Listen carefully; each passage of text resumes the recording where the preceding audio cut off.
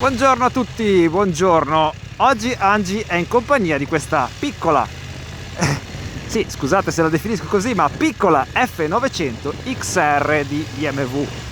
Moto che è stata presentata nel 2020 e come vedete la stiamo utilizzando in un contesto che vi dico già può essere assolutamente il suo contesto, perché il motore non scalda, motore BMW costruito dalla Longchin in Cina. Sono 10 anni ormai circa che BMW sulle bicilindriche parallele fronte marcia si fa costruire dalla Longchin su sue specifiche i motori.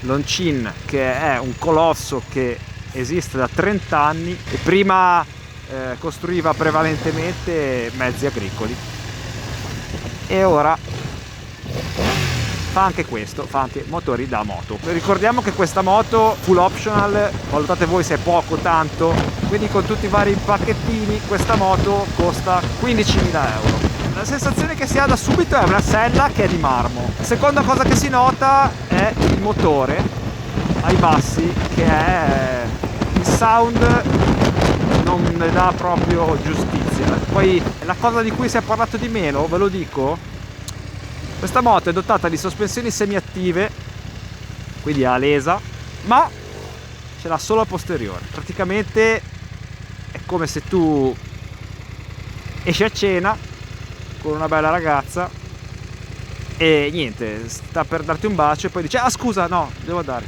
E tu dici: come? Sì. Cioè tu rimani lì così e dici: ma come?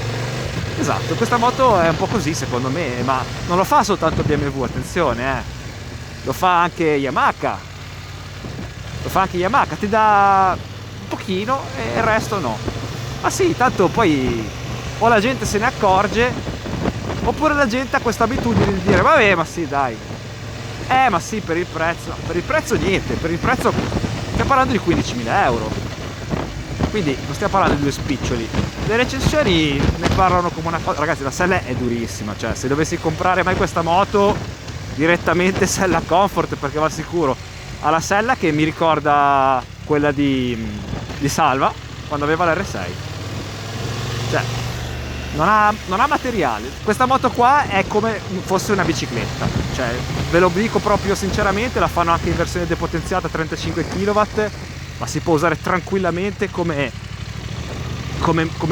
scooterino. Cioè questa è l'idea che mi dà proprio usandola così. Il motore è bicilindrico parallelo dell'F850 GS, che è stato un po' aumentato l'alesaggio, non la corsa.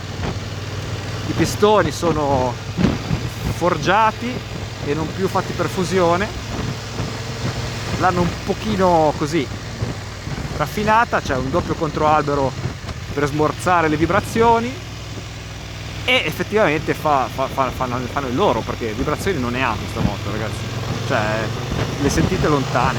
Cosa dire, ai tappi, ragazzi, ai tappi, sulle forcelle ai tappi, quindi per taratura che possa essere buona o non buona, voi ve la prendete così com'è perché hai i tappi, quindi se vi piace bene.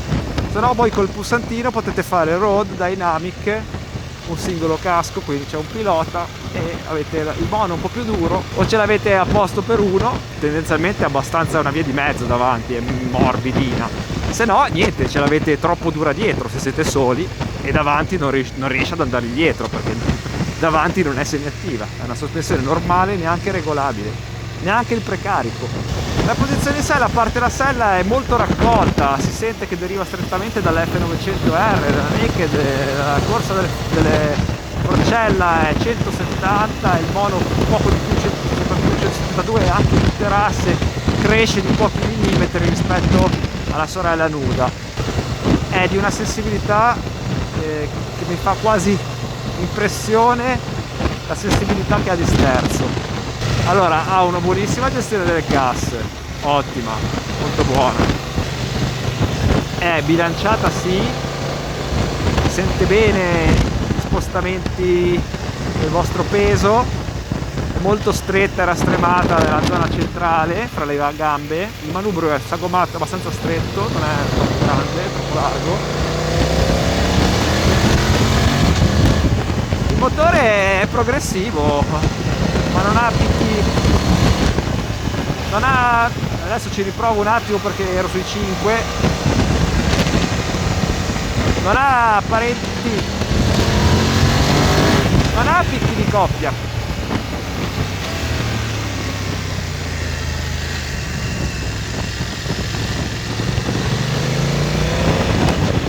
Il cambio elettronico è abbastanza contrastato come cambio, no?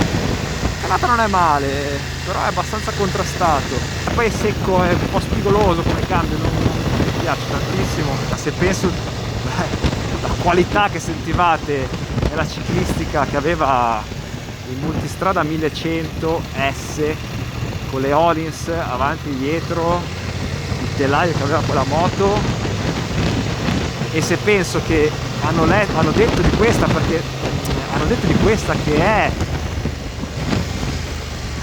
perché lo è agile, non è che non è agile, non è che non è divertente, ma è la qualità che non si può descrivere a parole. La riding experience, come la volete chiamare, ma BMW, non arrabbiarti, ma mi sembra di stare su una moto economica, non mi sembra di stare su una moto da 15.000 euro.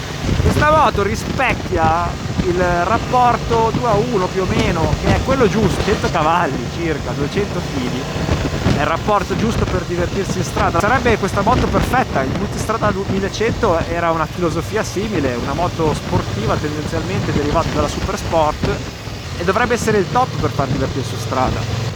La frizione non mi piace. Ha una buona protezione aerodinamica col cupolino in questa posizione, è sì bilanciata, ma non posso dirvi cos'è che ha che non va, perché è proprio il feedback che vi dà dopo 2 metri, ma è la qualità che si sente nella guida, che si sente che io non me l'aspettavo, e mi dispiace dirvi questo, perché io un giorno ho anche pensato a una moto del genere, perché prima di fare la scelta di usare la moto in città ci ho pensato a questa moto, perché rispecchierebbe quello che piace a me, cioè una moto leggera con i cavalli giusti, dove non servono troppi controlli. Ma ragazzi, dopo che l'ho provata, cioè dopo che la sto provando, anche no, devo essere sincero con voi, e questo è quello che mi sono promesso, e non la comprerei mai una moto del genere. La sella è veramente un marmo, si hanno le gambe abbastanza raccolte, perché la posizione è proprio da naked comunque, si sentono molti colpi, si sente molto la strada abbastanza secca, una non gran qualità di sospensioni, io non me l'aspettavo per niente. È sbarazzina, sì. Oh là, come si salta, ragazzi, ho saltato sulla sella, mi sono sollevato.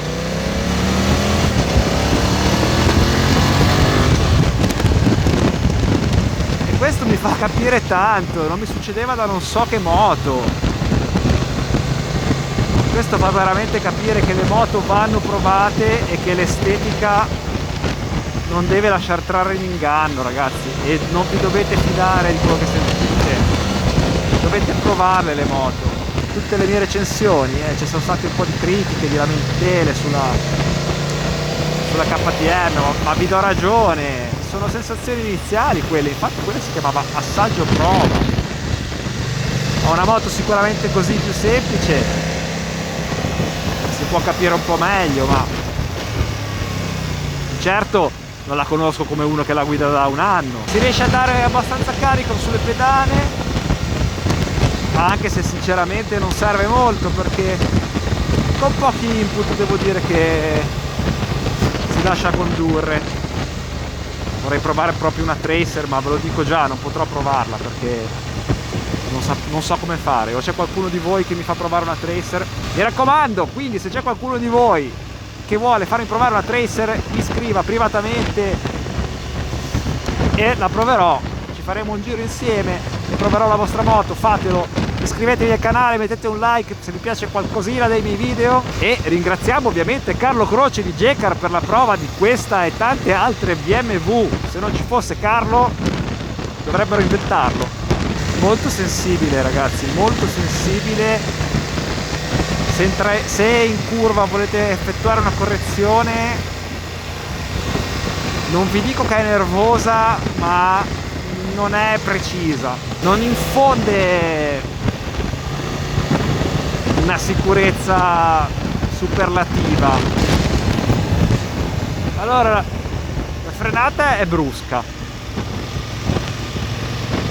la frenata è proprio brusca, appena toccate non ha filtro, non ha proprio, ha un mordente eccessivo che una cosa che non ho fatto, sì, sentire un po' le vibrazioni, immagino regimi motostradali sui 5000, ce ne sono un po' a serbatoio, non eccessive, no, sulle pedane zero, manubrio pochissimo, direi che non è una moto che vibra molto, per niente.